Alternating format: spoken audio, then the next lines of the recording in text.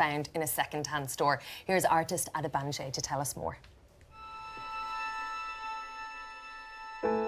The walls of East London are dripping with modern artistic energy. But I'm here to discover a different part of its art heritage dating back to the First World War. That's a good one. Wow. This book of pictures and poems was created by soldiers and refugees during World War I as a gift for a nurse who was looking after them in a hospital in London. 40 years ago, the book turned up in a second-hand shop owned by Iris Simmons. Iris, how comes you didn't sell this book? I just couldn't bring myself to sell it. It just was very special. I did feel that its rightful place is with her family. What do we know about this nurse? Her name was Violet Fountain. She was obviously very caring. Some of these soldiers are French, some are Belgian. Yeah. They just loved her. I'm keen to try out this simple, elegant style for myself. If you could, would you like to see a picture of her? Absolutely.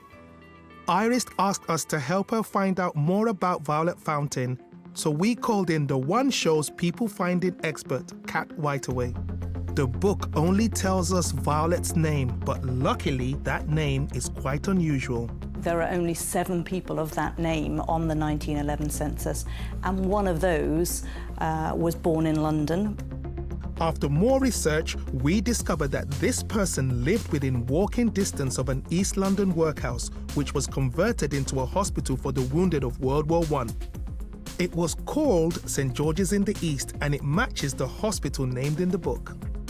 I found a will for Violet. The will named not only Violet's son, but also her 2 grandsons. When I looked at the electoral registers, I spotted one person of the right name. He confirmed that Violet was his grandmother. That grandson is Mark Lithgow.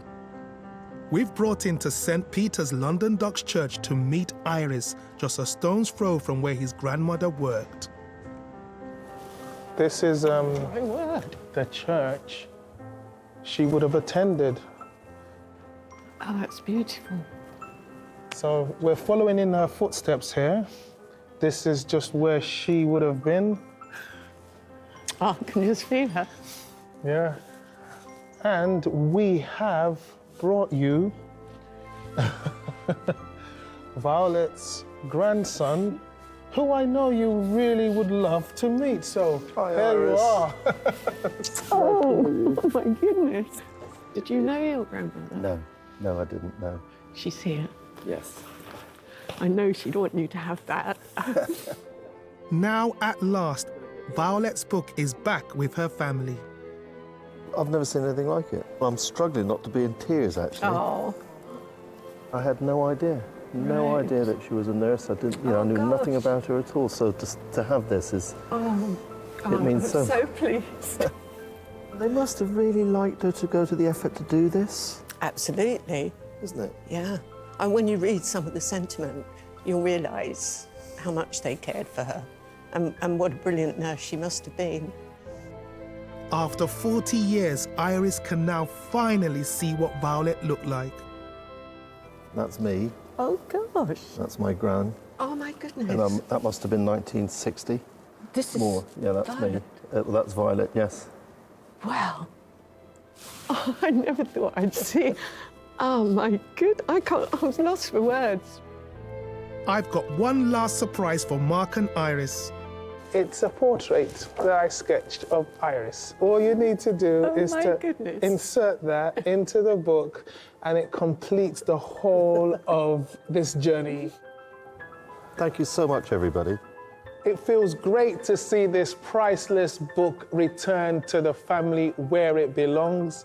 And to know it will be cherished by generations to come.